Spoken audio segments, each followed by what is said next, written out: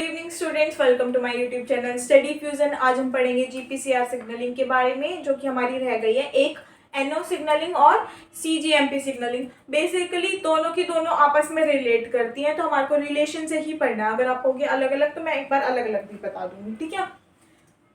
तो सबसे पहले हम बात कर लेते हैं एनओ सिग्नलिंग की। जब हम नाइट्रिक ऑक्साइड की बात करते हैं तो हमारे को पता होना चाहिए कि नाइट्रिक ऑक्साइड कौन से अमीनो एसिड से बनती है। तो नाइट्रिक ऑक्साइड बनती है आर्जिनिन अमीनो एसिड से। आर्जिनिन अमीनो एसिड से सिट्रोलिन बनता है, और जो कि क्योंकि नाइट्रिक ऑक्साइड एक गैस है तो वो एज अ प्रोडक्ट निकलती है उसके, ठीक है। देखो क्या है, इनोस नाम की एंजाइम एक्टिवेट होती है। इनोस नाम की जो एंजाइम है वो क्या करती है, एल आर्जिनिन को कन्वर्ट कर देती है सिट्रोलिन और नाइट्रिक ऑक्साइड में, ठीक है। नाइट्रिक ऑक्साइड क्या करती है, जीसी एंजाइम को एक्टिवेट कर देती है।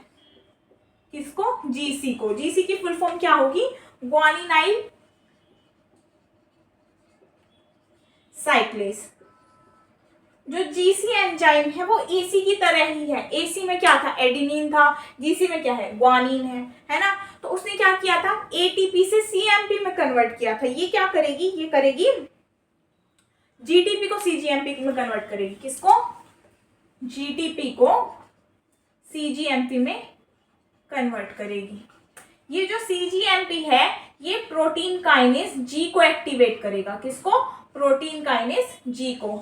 हम पीके ए एक्टिवेट करा चुके हैं, protein kinase A, protein kinase C activate करा चुके हैं। ये कौन सी है, प्रोटीन काइनेज जी है।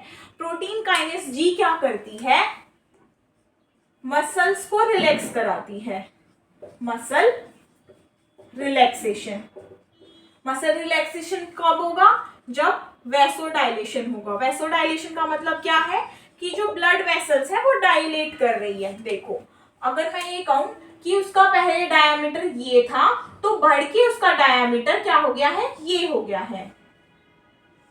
ये क्या है, वैसोडाइलेशन है। पीकेजी ने क्या किया है, वैसोडाइलेशन किया है। तो अगर हम करें सीजीएमपी सिग्नलिंग की बात, तो वो यहां से शुरू हो जाती है, एनओ से, कि नाइट्रिक ऑक्साइड ने जीसी को रिक्रूट किया, जीसी ने क्या किया, सीजीएमपी जीटीपी को सीजीएमपी में कन्वर्ट किया, और यहाँ से पीकेजी एक्टिवेट हो गई, मसल रिलैक्सेशन हो गया, ठीक है।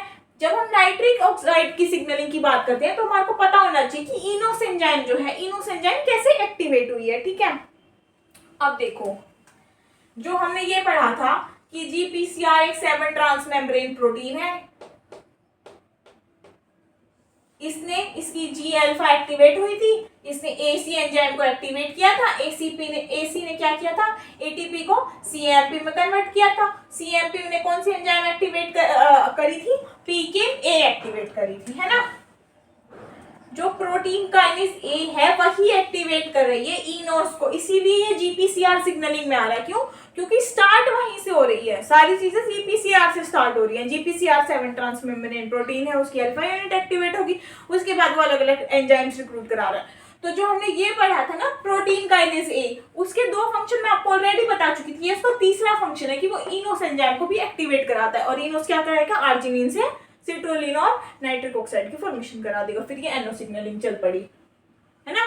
और फिर ये कौन सी सिग्नलिंग है, ये सीजीएमपी सिग्नलिंग। दोनों सिग्नलिंग मिक्स है ना, इंटर रिलेटेड है। यही बताया था। आज के लिए इतना ही, मिलते हैं नेक्स्ट क्लास में, बाय बाय।